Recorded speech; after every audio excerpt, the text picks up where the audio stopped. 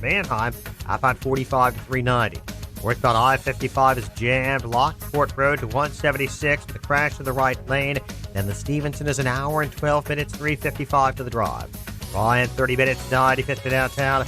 Northbound Veterans Memorial. Delays are from Fountain most of the way to St. Charles and Army Trail 290. It's traffic. I'm Jim Pelamonte on AM 560 The Answer. Chicago's Morning Answer continues next. In our 1-hour heating and air conditioning weather center, we see areas of fog popping up. Otherwise, mostly sunny today, a high of 69 and a low of 48 overnight.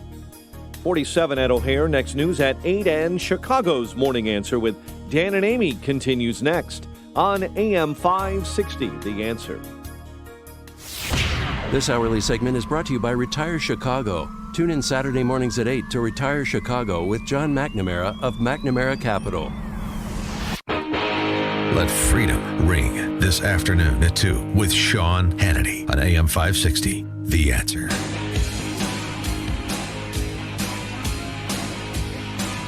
Good morning, Dan and Amy. So the Supreme Court taking up a number of cases in its new session of particular cultural import in the areas of life, in the areas of gender identity.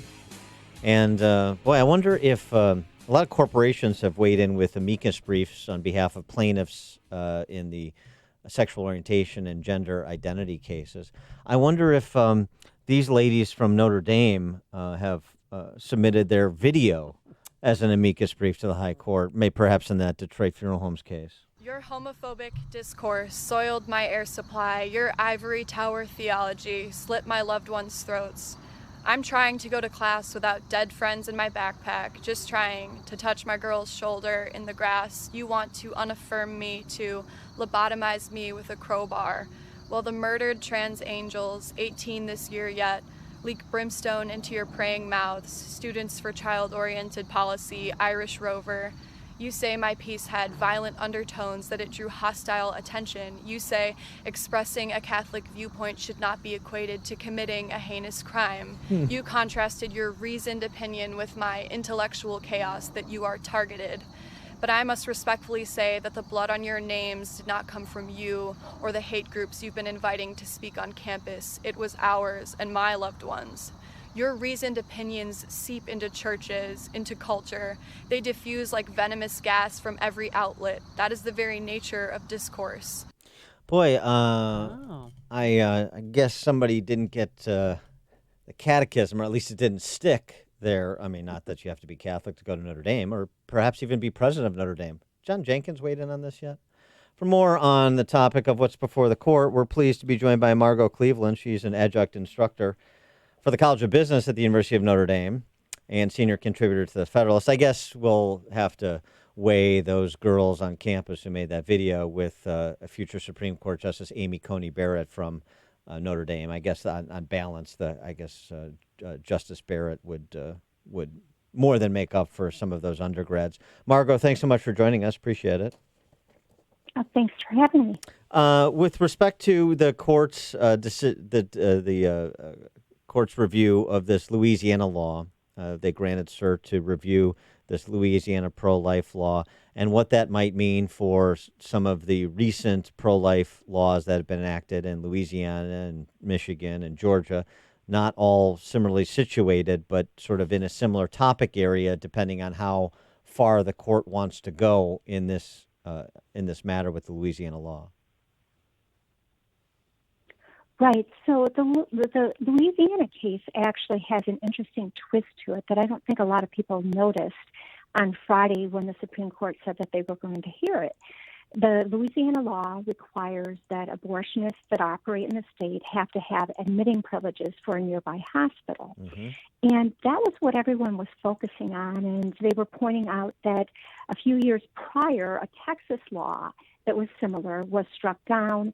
And now we have new composition. We have Justice Gorsuch. We have Justice Kavanaugh. And that was what the focus was, which is, interesting. We want to see what the new composition of the Supreme Court is going to do. But the Louisiana law is actually very different than Texas in application because the state of Texas is very different than Louisiana. But the other part here is that the Supreme Court also granted the state of Louisiana's cross appeal, or cross petition, I should say. And what the state said is, hey, if you're going to take this issue and you're going to take this case, you also should consider whether or not these plaintiffs actually even have the right to challenge the law. Because all of the plaintiffs were either abortion providers, so the doctors, or the clinics. And Louisiana's cross petition made a really strong argument saying this is not who should be challenging this law, because these are health and safety provisions.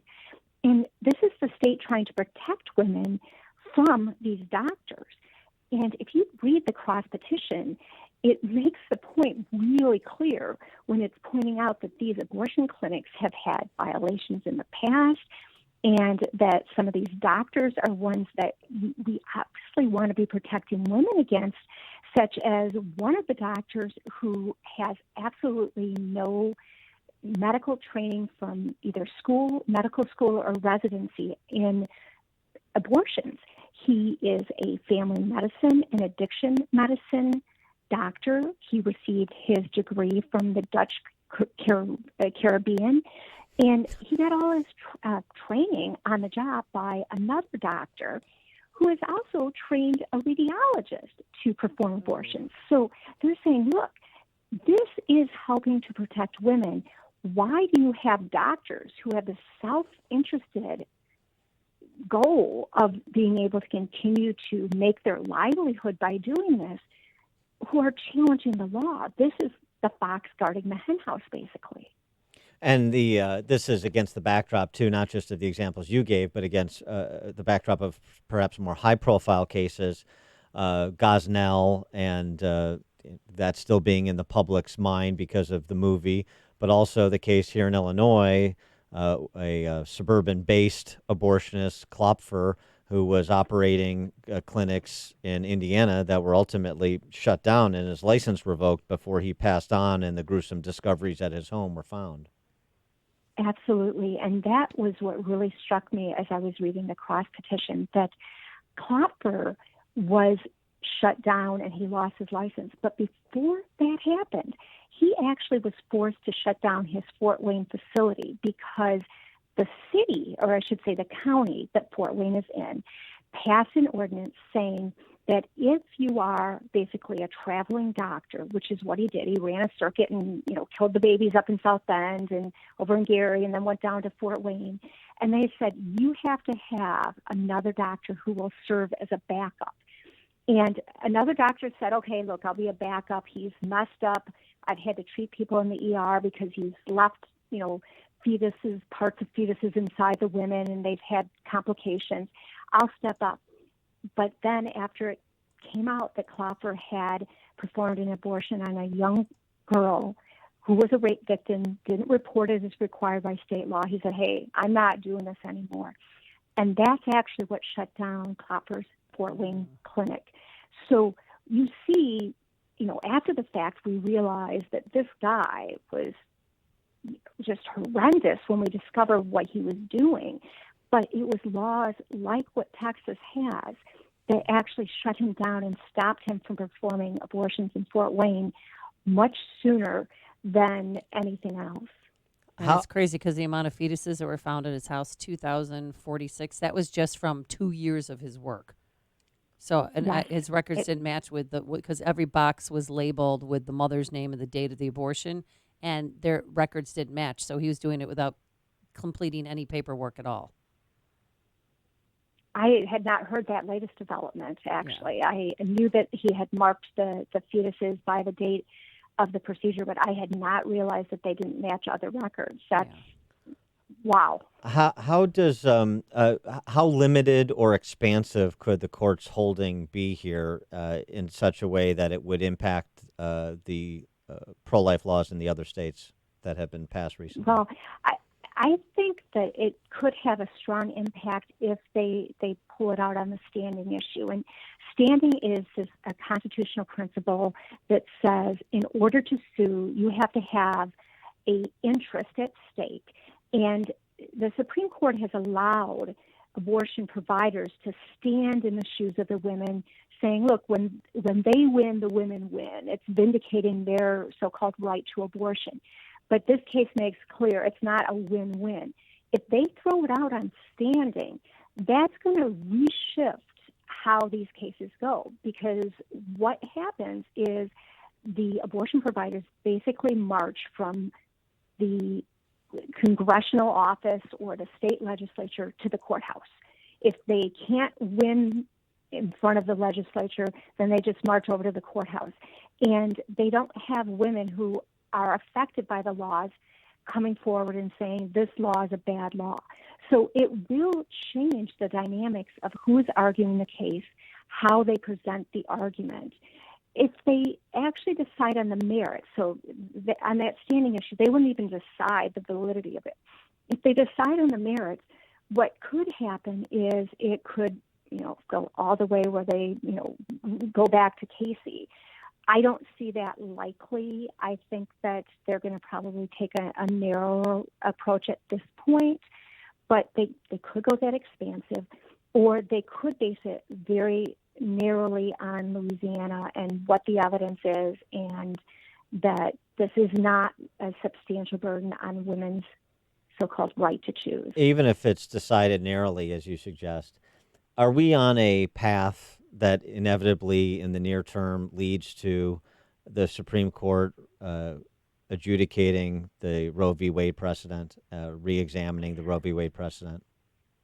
I think so. And I think that the reason is you see lots of states passing laws such as the fetal heartbeat laws to say, look, this human being in utero has a beating heart. And that is, in every other situation, a sign of life. And yet you have pro-abortion advocates saying, well, no, that's not life.